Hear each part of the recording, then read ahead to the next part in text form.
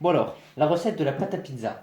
Tout d'abord, on va prendre 170 grammes de bière qu'on va faire réchauffer au micro-ondes. Hop. Bon alors, maintenant, une fois que la bière est réchauffée, tiédie, on met 10 à 12 grammes de levure fraîche ou 4 grammes de levure déshydratée. Donc là, ça fait des petites bulles. Hop là. On va mélanger tout ça.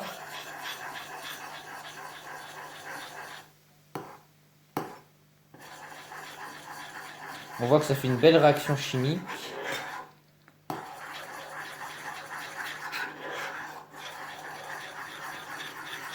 C'est important de bien mélanger pour bien que les levures se délayent dans la bière.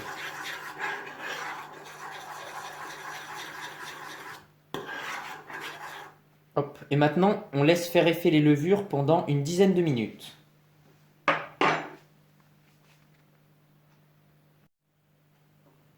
Donc c'est bon, on a laissé agir les levures et la bière. Donc 12 grammes de levure fraîche, 10-12 grammes de levure fraîche ou 4 grammes de levure déshydratée avec 170 grammes de bière tiède.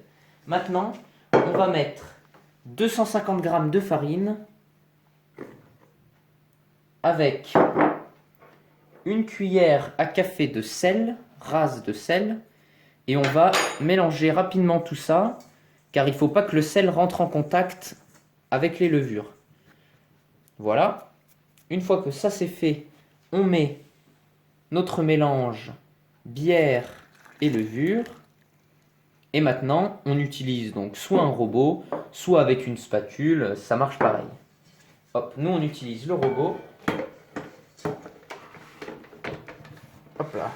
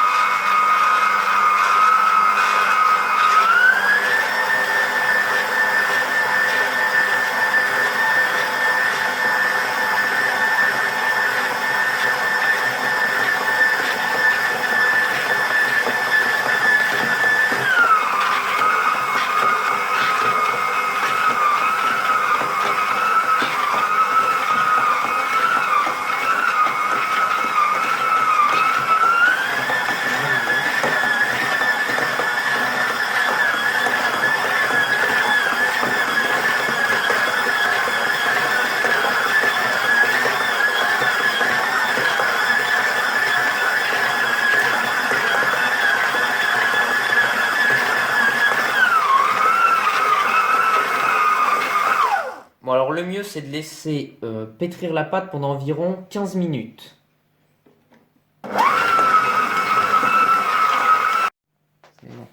Donc, une fois qu'on a une texture bien agglomérée, on rajoute une demi-cuillère à soupe d'huile d'olive.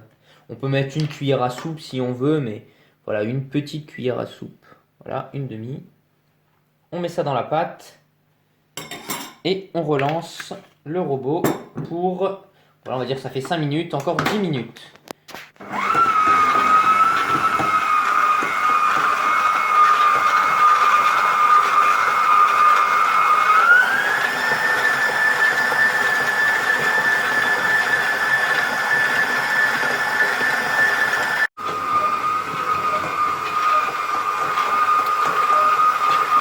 Donc c'est bon, 15 minutes sont passées. On a une belle pâte bien élastique comme il faut, un peu collante. Donc là, on va laisser reposer la pâte. On prend un peu de farine. Donc on prend un peu de farine pour les doigts, parce que ça colle un peu. Hop là.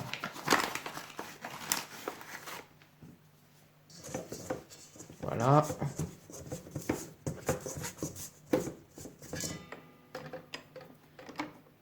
Tac.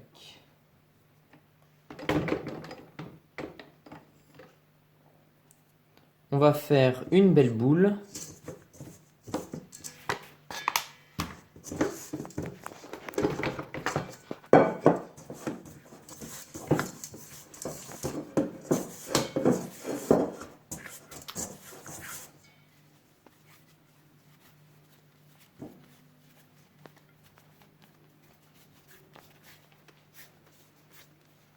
Voilà, on fait une belle boule bien ronde. Et on laisse ça reposer sous un linge humide pendant environ 2-3 heures à température ambiante, voire 30-40 degrés. Donc dans un four par exemple, c'est encore mieux. Voilà, maintenant que la pâte a bien gonflé, elle a au moins doublé d'épaisseur, on la filme et on la met au frigo. Et voilà, après au moins une nuit au frigo, voire 48 heures jusqu'à 72 heures au frigo, on obtient une belle pâte, donc qui a bien gonflé. Maintenant, on peut enlever le film. Donc voilà, on enlève le papier film. Hop là. Ensuite, on met un petit peu de farine sur les mains. On met l'excédent sur une plaque. Et là, on vient chercher la pâte.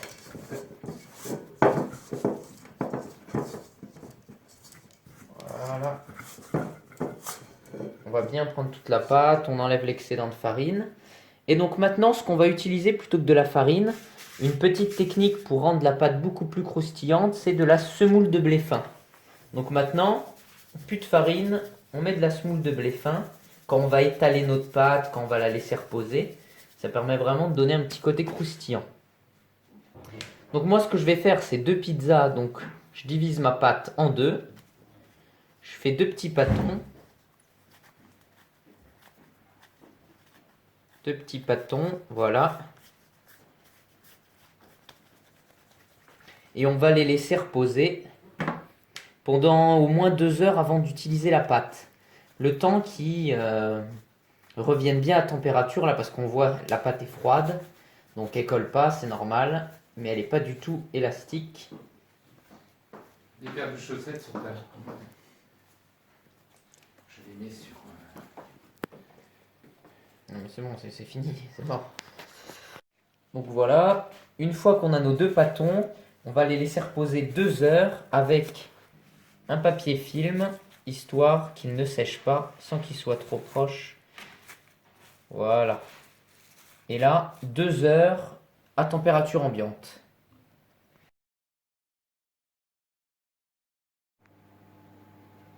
Donc voilà, les pâtons ont bien gonflé, ils ont reposé pendant 2 heures, voire un peu plus. Donc maintenant, on va passer à la mise au four.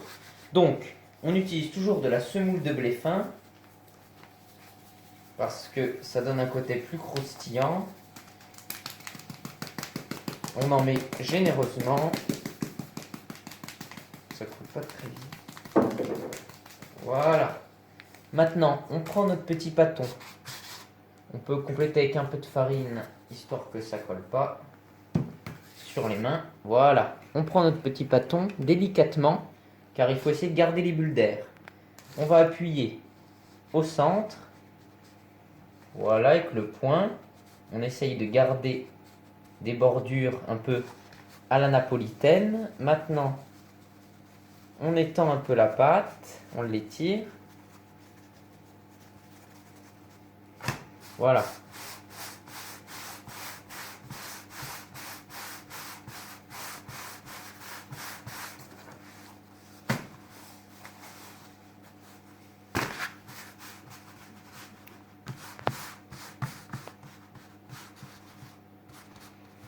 Voilà, on étend bien la pâte.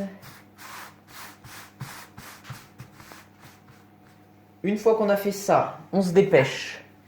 On va fariner la plaque en bois, enfin notre pelle à pizza, pour enfourner plus rapidement, pour pas que ça colle. Voilà. Encore un petit peu pour être sûr. Maintenant, on va déposer notre pizza sur la plaque. Et là, attention, il faut aller très vite. On prend un peu de sauce tomate. Pas trop. On étale. Et on a fait préchauffer notre four à 275 avec le grill. Et on met une plaque avec le plus d'inertie thermique possible en dessous, histoire que ça fasse comme une pierre à pizza un peu. Si vous avez une pierre à pizza, c'est top. Sinon, une poêle en fonte. Sinon, bah, ce que vous avez de mieux avec une grande capacité thermique. Maintenant, on met donc nos petits champignons ou ce qu'on veut.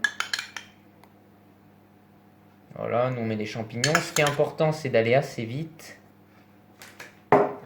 Là, on l'a fait à la genre de margarita en base. On met, comme tout bon italien, un peu de parmesan. Pour donner du goût, c'est important sur la sauce tomate. Un peu de basilic. Bon, basilic frais normalement. Et un peu de mozzarella. Ça, c'est la base, on va dire. Et ensuite, vous mettez ce que vous voulez. Moi, je vais mettre un peu de coppa. Voilà, un peu de mozzarella. Et un peu de coppa. Voilà, on dispose la coppa. Hop. Hop, hop, hop. Et donc là, maintenant, ça va aller au four le plus vite possible.